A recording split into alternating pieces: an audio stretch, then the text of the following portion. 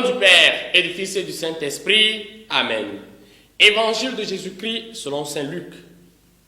En ce temps-là, les disciples qui rentraient d'Emmaüs racontaient aux 11 apôtres et à leurs compagnons ce qui s'était passé sur la route et comment le Seigneur s'était fait reconnaître par eux à la fraction du pain.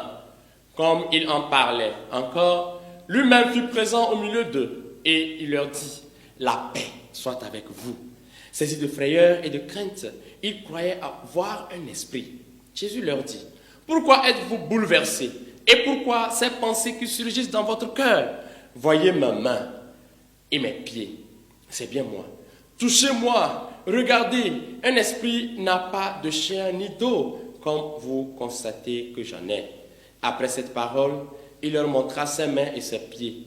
Dans leur joie, ils n'osaient pas encore y croire et restaient saisis d'étonnement.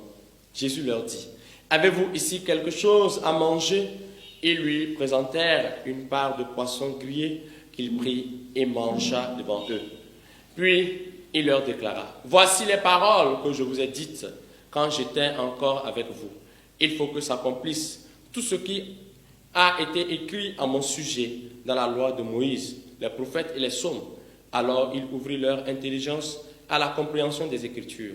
Il leur dit, « Ainsi est-il écrit que le Christ souffrirait, qu'il ressusciterait d'entre les morts le troisième jour, et que la conversion serait proclamée en son nom, pour le pardon des péchés à toutes les nations, en commençant par Jérusalem.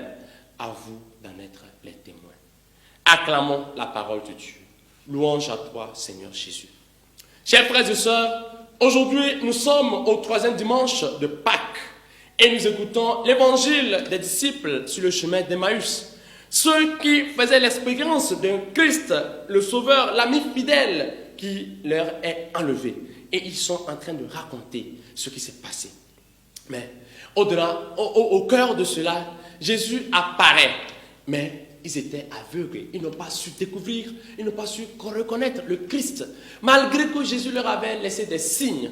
Par exemple, la paix soit avec vous. Jésus leur donne la paix. Mais cela n'était pas suffisant.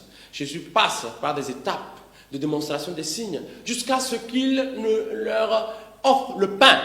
Et ils sont crus. Le pain à travers donc le poisson que les disciples eux-mêmes ont offert à Jésus.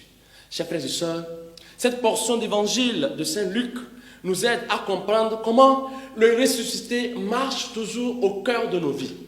Aujourd'hui, le Christ se laisse toucher dans l'Eucharistie. Le Christ se laisse toucher dans la vie de témoignage de nos frères qui ont reçu des guérisons, qui ont reçu tant de grâce dans leur vie et continuent de témoigner de la vie du Christ. Est-ce que nous continuons de voir le ressuscité?